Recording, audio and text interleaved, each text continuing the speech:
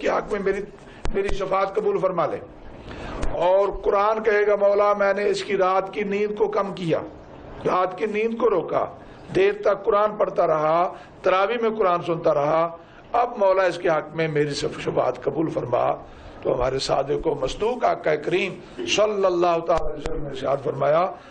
رمضان اور قرآن کی شفاعت قبول ہوگی، یعنی وہ بندہ سبحان اللہ۔ اور تیسری اس کی خاص عبادت ہے لیلۃ القدر، جو کہ 1000 مہینے سے افضل ہے۔ لیلۃ القدر خیر من الف شہر، 1000 مہینے سے اس امت کو بڑی رات اللہ تعالیٰ نے عطا فرمائی جو اس مہینے میں۔ اللہ تعالیٰ وہ رات بھی ہمیں نصیب کرے جو اس ماہ کے آخری عشرے کی طاق راتوں میں آتی ہے، تو اللہ تعالیٰ اس میں ہمیں خوب نوافل ادا کرنے کی، توبہ کرنے کی، استغفار کرنے کی توفیق عطا فرمائے۔ اور 5ویں جو اہم عبادت ہے اس مہینے کے ساتھ جو منسوب ہے، جو ملی ہوئی ہے، وہ ہے اس کے آخری عشرے کا اعتکاف۔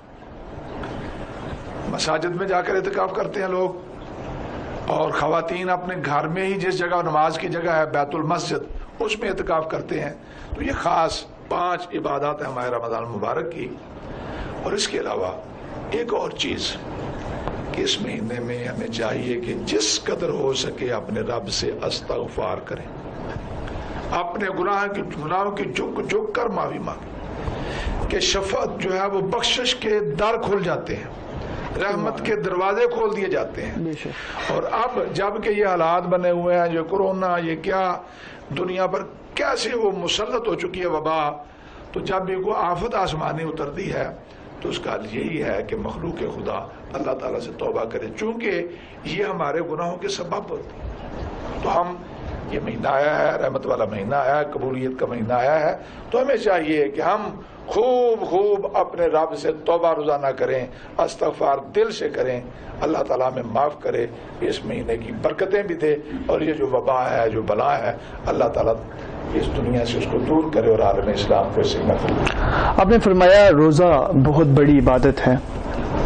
روزہ ہر مسلمان پر فرض ہے، مگر کن لوگوں کے لیے اس کی معافی ہے؟ کن لوگوں کو روزہ معاف ہے؟ روزہ کن کے لیے معاف ہے؟ اگر آپ کا یہ سوال ہے تو اس کا تو جواب جو ہے وہ سادہ سے ہی ہوگا، چھوٹے بچوں کو معاف ہے۔ چھوٹے بچوں کو جو بالغ نہیں ہے معاف ہے، اگرچہ بچہ 7 سال سے زائد ہو جائے تو اسے روزے کی ترغیب دینی چاہیے، 10 سال کا ہو کر نہیں رکھتا اسے زبردستی رکھوانے کی کوشش کرنی چاہیے تاکہ بلوغ سے پہلے اس کو عادت پڑ جائے۔ چھوٹے بچے کو معاف ہے،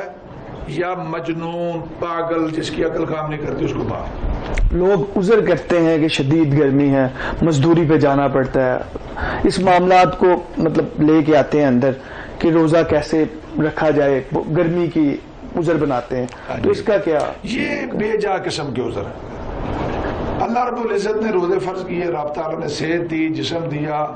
اور اس بدن کی زکات ادا کرنی ہے، ہمیں روزہ رکھنا ہے، اس کے لیے کوئی اور حل ڈھونڈیں۔ اگر شدت کی گرمی ہے تو اپنا کام کم کر دیں، اپنے دورانیہ کم کر لیں، کچھ کمائی کم ہو جائے گی، کچھ رقم کم آ جائے گی، آدھے دن کی مزدوری کر لیں، اللہ تعالیٰ اسی میں برکت دے گا۔ لیکن ایسے ہیلوں اور بہانوں سے ماہ رمضان المبارک کے روزوں کی برکت اور سعادت، اور جو ایک عظیم فرض ہے اور ارکان اسلام میں سے ایک رکن ہے، اس سے بہانہ بازی جو ہے وہ کسی صورت بھی مناسب نہیں۔ ہاں وہ ایک جو آپ نے پہلے سوال کیا تھا اس کے تسلسل میں ایک بات میری باقی ہے، کچھ لوگوں کو روزہ قضا کرنے کی اجازت ہے، معاف نہیں ہے۔ معاف تو جیسے میں نے بتایا یا تو پاگل ہے، اس کو پتہ ہی نہیں روزہ کیا ہے، فرض کیا ہے، اس کو تو معاف ہے، یا مجنون ہے، یا مجذوب ہے، اور یا بچہ ہے، اس کو معاف ہے۔ حتیٰ کہ خواتین کے جو مخصوص ایام آتے ہیں ان میں نماز تو معاف ہو جاتی ہے، ان ایام کی نماز معاف ہے، لیکن روزہ ان کو بھی رکھنا پڑے گا بعد میں، ان کو وہ گنتی پوری کرنا پڑے گی۔ اور قرآن مجید میں ہے من کان منکم مریضا او علی سفر فعدۃ من ایام اخر، جو مریض ہو، ایسی بیماری ہو کہ اس مرض میں وہ روزہ رکھ نہیں سکتا، یا روزہ رکھ لے گا تو اس کی بیماری بڑھ جائے گی، اور ایسا مسافر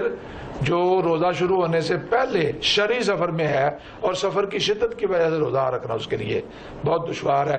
ان دو لوگوں کو اللہ تعالیٰ نے اجازت دی ہے کہ وہ گنتی اور دنوں میں پوری کر لیں۔ قرآن مجید میں فَإِدَّةٌ مِّنْ أَيَّامٍ أُخَرَ معافی نہیں ہے، ان کے لیے گنتی ہے، وہ گنتی پوری کریں اور دنوں میں۔ رمضان گزر جائے، ماہ رمضان گزر گیا، جب وہ ٹھیک ہوئے، طبیعت ٹھیک ہوئی، یا مسافر قرار پکڑ گیا، گھر آ گیا، تو اب جتنے 2 رہ گئے، 3 رہ گئے، 4 رہ گئے، ان روزوں کی وہ قضا روزے رکھے گا، نہ کہ ان کے لیے معاف۔ اچھا، ایک شاہ صاحب فدیہ کے بارے میں بات کی جاتی ہے کہ کوئی شخص اگر بیمار ہو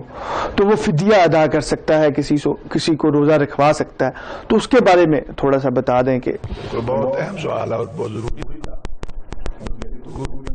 اسکپ ہو گیا ہونا چاہیے تھا۔ یہ فدیہ کا ذکر قرآن مجید میں، فدیۃ طعام مسکین۔ فدیہ، اس میں یہ کانسیپٹ ذرا کلیئر کرنا چاہیے کہ کون دے سکتا ہے۔ یعنی آج کل ہے روایت، ذرا جی میں کمزور ہوں، میں دھوپ میں کام کرتا ہوں، میں ذرا جی بس بوڑھا ہو رہا ہوں، اس لیے جناب شاہ صاحب کو بندہ بتائیں کہ اس کو میں فدیہ دے دیا کروں۔ فدیہ کب دیا جا سکتا ہے، اس کو سمجھنے کی ضرورت ہے۔ ایسا بیمار جس کے صحت کی امید ہے وہ روزے ہی رکھے گا۔ کسی کو جو ہے وہ پیٹ میں تکلیف ہو رہی ہے آج کل، کسی کو بخار چڑھ رہا ہے، کسی کو آج کل تو یہ ہے کہ وہ کہتے ہیں جی مجھے شوگر ہے، میں نہیں رکھ سکتا۔ حالات اطباء کہتے ہیں کہ شوگر وغیرہ کے مرض میں، بلڈ پریشر میں روزہ انتہائی مفید ہے۔ تو ہیلے بناتے جائے تو ہیلے تو بہت ہیں۔ تو ایسی بیماری جس میں وہ روزے رکھ سکتا ہے، یہاں تک کہ وہ کمزور ہے۔ آج کل کے روزے چونکہ تقریباً 15 گھنٹے کا روزہ ہے، تو یہ روزے رکھنے بہت مشکل ہے اس کے لیے، لیکن وہ دسمبر اور جنوری کے جو چھوٹے روزے ہوتے ہیں سردیوں کے، وہ آسانی سے رکھ سکتا ہے۔ تو ایسا بندہ بھی فدیہ نہیں دے سکتا، اس کو روزے ہی رکھنا پڑے۔ تو جس بیماری میں شفا کی امید ہے، اس میں شفا کی امید رکھے اللہ رب العزت کی بارگاہ سے، اور انتظار کرے۔ جب صحت ہوگی تو روزے اتنی تعداد پوری کر لے گا، کہے گا کہ میرا سب سے پہلے جو قضا ہوا یا فلاں روزہ جو قضا ہوا وہ میں ادا کرتا ہوں۔ ہاں، ایسا بوڑھا، جہاں جو قرآن مجید میں ذکر ہے فدیہ کا، ایسا بوڑھا آدمی یا ایسا علیل یا ایسا بیمار جس کو صحت کی اب توقع نہیں ہے، اس کی عمر 80 سال ہو گئی فرض کریں، اب وہ روز بروز کمزور ہی ہوتا چلا جا رہا ہے، اور امید بظاہر نظر نہیں آتی کہ اس میں اتنی سکت آ جائے گی کہ وہ روزہ رکھ لے گا، اس کے لیے فدیہ ہے۔ لیکن یہ بھی ذہن نشین رکھیں کہ اگر ایسا علیل بھی بعد کو اللہ تعالیٰ کرم کرے اور شفا یاب ہو جائے، روزے رکھنے کے لائق ہو جائے، تو وہ فدیہ صدقہ بن گیا، آپ اسے روزے ہی رکھنا پڑے گا، یعنی وہ قضا ادا کرنا پڑے گی۔ یہ بات ذہن نشین رکھی جائے،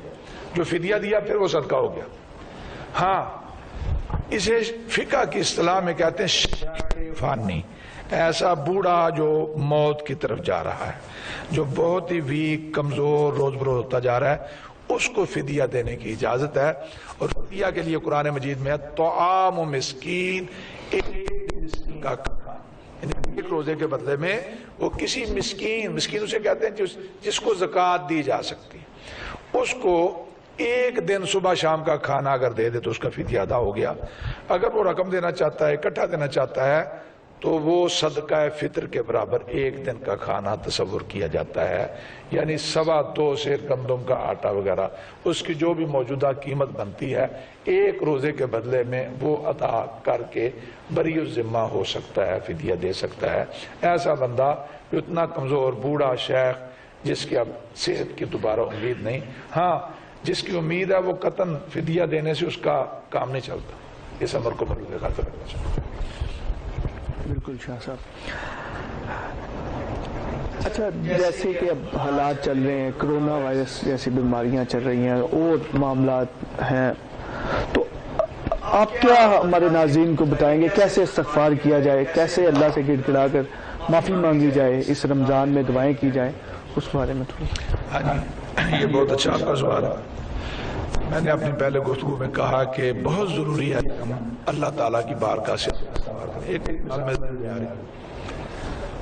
سیدنا حضرت عمر فاروق رضی اللہ تعالیٰ عنہ کے دور میں ایک دفعہ بڑا قحط پڑ گیا، جانور مرنے لگ پڑے، کھیتیاں اجڑ گئیں، بھوک کا غلبہ ہونا شروع ہو گیا، لوگ بڑے تنگ پڑ گئے۔ لوگوں نے جناب فاروق اعظم رضی اللہ تعالیٰ عنہ کی خدمت میں آ کر عرض کیا کہ حضور کوئی دعا کریں، کوئی استسقاء کی صورت کریں۔ آپ نے حکم دیا کہ کل تمام لوگ اپنے بوڑھوں کو بھی لے کر، جوانوں کو بھی لے کر، بچوں کو بھی لے کر وہاں جگہ کھلے میدان میں جمع ہو جائے۔ سب لوگ وہاں جمع ہو گئے، اس میدان میں کھلے آسمان کے نیچے جمع ہوئے۔ تو آپ نے خطبہ دیا اور لوگوں کو یہ سمجھایا کہ یہ جو جتنی آفتیں آتی ہیں ایسی، وہ ہماری خطاؤں کی وجہ سے آتی ہیں، ہمارے گناہوں کی وجہ سے آتی ہیں۔ اور یہ قرآن میں ظاہر الفساد فی البر والبحر بما کسبت ایدی الناس، قرآن شریف میں ہے کہ بحر اور بر میں، خشکی اور تری میں خرابی ظاہر ہوتی ہے، فساد ظاہر ہوتا ہے لوگوں کے ہاتھوں کے عمل کی وجہ سے۔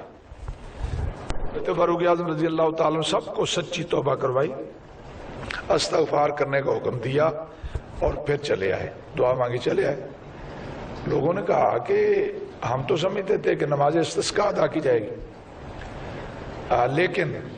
جب لوگ لوٹ کر مدینہ طیبہ آئے تو بارش شروع ہو گئی، اور وہ جو قحط سالی کا سما تھا، خشک سالی کا، وہ ختم ہو گیا۔ مقصد کیا کہ سچی توبہ کرنے سے بلائیں ٹلتی ہیں، مشکلیں آسان ہوتی ہیں۔ بلکہ حدیث پاک میں آتا ہے کہ جو استغفار کو اپنے اوپر لازم کرے،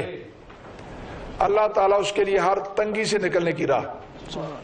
اور ہر مشکل سے آسانی پیدا کر دیتا ہے۔ وَرَزَقَهُ مِنْ حَيْثُ لَا يَحْتَسِبُ، اور اسے وہاں سے روزی دیتا ہے جہاں سے اسے گمان بھی نہیں ہوتا۔ تو استغفار کرنے کی بڑی ضرورت ہے۔ ہمیں صدقے دل سے اپنی غلطیوں،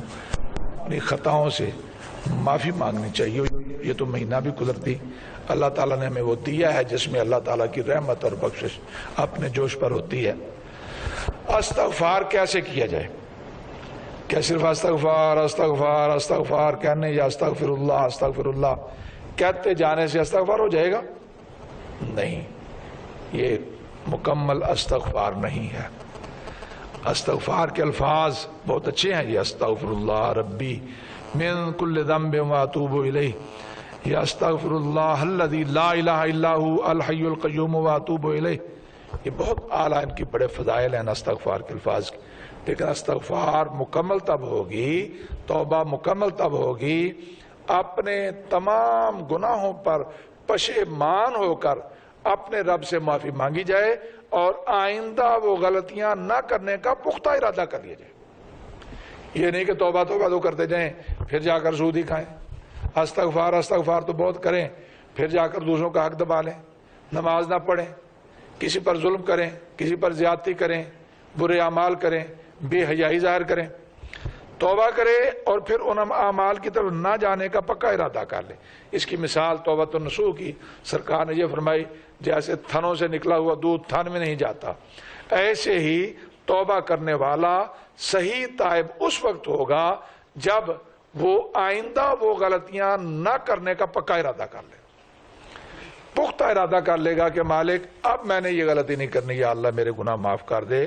اور جب ایسی کوئی توبہ کر لیتا ہے تو پیارے آقا کا فرمان ہے، یہ ڈگری دے دی، التائب من الذنب کمن لا ذنب لہ، جس نے گناہوں سے توبہ کر لی وہ ایسے ہے جیسے کبھی اس نے گناہ کیے ہی نہ تھا۔ تو اس لیے صدق کے دل سے تائب ہونے سے، استغفار کرنے سے انشاءاللہ تعالی اس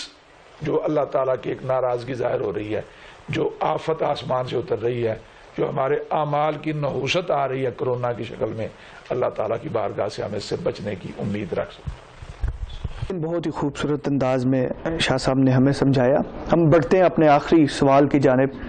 اس کے بعد ہم نعت کلام، اس کے بعد ہم نعت رسول مقبول صلی اللہ علیہ وآلہ وسلم کے ساتھ ہی پروگرام کا اختتام کریں گے۔ آخری سوال جو لوگوں کی ذہنوں میں بھی ہوتا ہے اور بڑا عام دیکھنے میں ملتا ہے، فجر کی جو اذانیں ہوتی ہیں سحری کے بعد مختلف مساجد میں مختلف ٹائم پر ہو رہی ہوتی ہیں، مطلب ایک اذان تھوڑی دیر بعد شروع ہوتی ہے، ایک اذان پہلے شروع ہوتی ہے، اور اسی طرح ہی افطاری میں بھی کچھ اذان پہلے دے دی جاتی ہے اور کچھ تھوڑی دیر بعد دی جاتی ہے، تو لوگوں کو اس میں بڑی کنفیوژن ہے کہ کس اذان کو فالو کیا جائے اور افطاری اور سحری کا ٹائم کیسے تعین کیا جائے۔ پہلے تو یہ کلیئر کرنے کی ضرورت ہے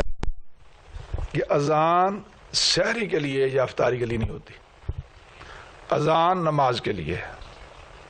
اب فجر کی اذان جو ہے وہ فجر شروع ہونے پر پڑھی جاتی، فجر کا وقت شروع ہو جائے تو اذان فجر پڑھی جاتی ہے، اس سے پہلے اذان جائز نہیں ہے پڑھنی، اور جب فجر شروع ہو جائے تو سحری کا وقت ختم ہو جاتا ہے۔ اب اگر کسی نے ایک لقمہ کھا لیا اس کا روزہ نہیں رہا۔ یوں ہی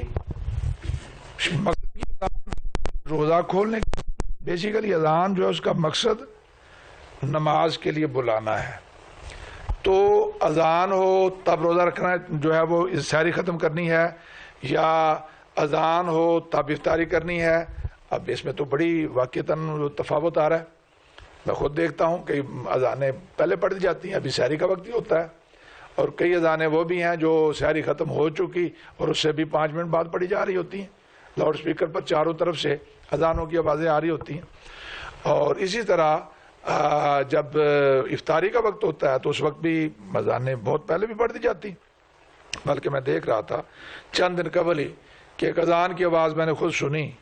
اور جو کریکٹ نیٹ کے مطابق یہاں کا سورج غروب ہونے کا وقت ہے اس میں ابھی 1 منٹ باقی تھا،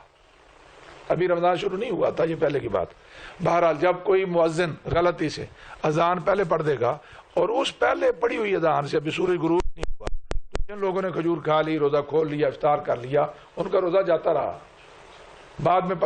پتہ لگنے پر ان کو اس روزے کی قضا کرنا پڑے گی، دوبارہ روزہ رکھنا پڑے گا۔ اس لیے احتیاط اس میں ہے کہ آج کل جو اس کے مشاہدے ہیں اب وہ مشاہدے ہم سے نہیں ہوتے۔ قرآن مجید فرقان حمید میں کیا کہا گیا کہ کلوا واشربوا حتی یتبین لکم الخیط الابیض من الخیط الاسود من الفجر، کھاؤ پیو جب تک سفید ڈورا فجر کا سیاہ ڈورے سے ممتاز نہ ہو جائے۔ جب اس ایک روشنی کا ڈورا ابھرتا ہے، پہلے ابھرتا ہے وہ غائب ہو جاتا ہے، اسے کہتے ہیں صبح کاذب، پھر ایک ڈورا سا طلوع ہوتا ہے اور وہ پھیلنا شروع ہو جاتا ہے، وہ ہے صبح صادق۔ جب وہ دوسرا ڈورا طلوع ہو جائے تو اس وقت سحری کا وقت ختم ہے، اگر اس کے بعد کوئی کھا پی لے گا کوئی چیز تو اس کا روزہ نہیں ہوگا۔ اس میں بڑی احتیاط کی ضرورت ہے، بڑی واقعی کنفیوژن ہے۔ کچھ لوگ کہتے ہیں ابھی تو اذان ہو رہی ہے تو ابھی اور لسی پی لیتے ہیں، اذان ختم ہوگی، ایک دوسری اذان ہو رہی ہے تو چلو جی چائے نہیں پی، جلدی جلدی چائے پی لیں، ابھی اذان تو ہو رہی ہے۔ تو اذان اور روزے کا کوئی جوڑ نہیں ہے، وقت کو دیکھنا ہے۔ جب فجر طلوع ہو گئی بہتر یہ ہے، اب جو ہے وہ ہم دیکھ کر، پرانے لوگ مشاہدے سے اندازہ لگا لیتے تھے، دیکھ لیتے تھے، گھپ اندھیرا ہوتا تھا، آلودگی نہیں ہوتی تھی، اب آلودگی ہوتی ہے بہت، اور ہر طرف لائٹیں ہوتی ہیں، تو اتنی باریک سی روشنی کو محسوس کرنا بڑا مشکل ہے۔ اس لیے جو مواقیت دان علماء ہیں جنہوں نے کیلنڈر بنا دیے ہیں، کیلنڈر عام ملتے ہیں، ان کیلنڈرز پر جو کریکٹ ٹائم ہے سحری کا اور کریکٹ ٹائم ہے افطاری کا وہ ٹائم لکھے ہوتے ہیں۔ اپنی گھڑی کا وقت ٹھیک رکھا جائے، کوشش کی جائے کہ سحری جو ہے وہ 1-2 منٹ پہلے فارغ کر دیں، ختم کر لیں، پہلے کھانا پینا بند کر دیں اور دعا وغیرہ پڑھ لیں۔ یوں ہی جب آپ دیکھیں کہ اس نقشے کے مطابق اور گھڑی کے مطابق سورج کے غروب کا وقت ہو گیا ہے تو اس سے بھی احتیاطاً 1-2 منٹ رک کر یقین حاصل کر لیں کہ سورج کے غروب کا وقت ہو گیا، کہیں ایسا نہ ہو کہ دن بھر کی کرائی ہماری محنت جو ہے وہ برباد۔ ماشاءاللہ، سبحان اللہ، بڑے ہی خوبصورت انداز میں سید طاہر کاظمی شاہ صاحب نے ہمیں رمضان کے فضائل، برکات اور اس کے مسائل، یا آپ لوگوں کے ذہنوں میں جو سوالات تھے اس کے بارے میں ہمیں ایجوکیٹ کیا۔ ناظرین، اگر آپ کے ذہن میں بھی کوئی ایسے سوال ہیں تو کومنٹ سیکشن میں آپ ہمیں سوالات سینڈ کر سکتے ہیں، ہم آپ کے نیکسٹ آنے والے پروگرام میں سوالات کے جوابات کو اسی طرح لے کے آئیں گے تاکہ ہم رمضان کی برکات کو اور بھی اچھے طریقے سے حاصل کر سکیں۔ ناظرین، ہمارے اس چینل کو آپ یوٹیوب پہ بھی جا کر سبسکرائب کریں اور بیل آئیکن کو کلک کریں تاکہ اس طرح کی نیک اور ثواب کی نیت سے شیئر کی جانے والی پوسٹیں آپ تک پہنچ سکیں۔ تو ناظرین، ہم اپنے پروگرام کا اختتام کرتے ہیں اس کے ساتھ ہی جاتے جاتے لیاقت علی قادری صاحب سے ایک اور نبی پاک صلی اللہ علیہ وآلہ وسلم کی شان میں کلام سنتے ہیں اور اپنے پروگرام کا اختتام کرتے ہیں. لیاقت علی قادری صاحب. مصطفیٰ دی دعا دا اثر ویکھیا مصطفیٰ دی دعا دا اثر ویکھیا مصطفیٰ دی دعا دا اثر ویکھیا سر نوا کے کھلوتا عمر ویکھیا سر نوا کے کھلوتا عمر ویکھیا چل پئی او دی رحمت دی ٹھنڈی ہوا چل پئی او دی رحمت دی ٹھنڈی ہوا میرا دامن جدوں تر بتر ویکھیا میرا دامن جدوں تر بتر ویکھیا گل نہیں بندی کوئی او دی رحمت بنا گل نہیں بندی کوئی رحمت بنا کیڑا کیڑا جتن میں کر ویکھیا کیڑا کیڑا جتن میں نہ کر ویکھیا سنور میرے گناہ دا کھاتا گیا سنور میرے گناہ دا کھاتا گیا مصطفیٰ نے جدوں ایک نظر ویکھیا مصطفیٰ نے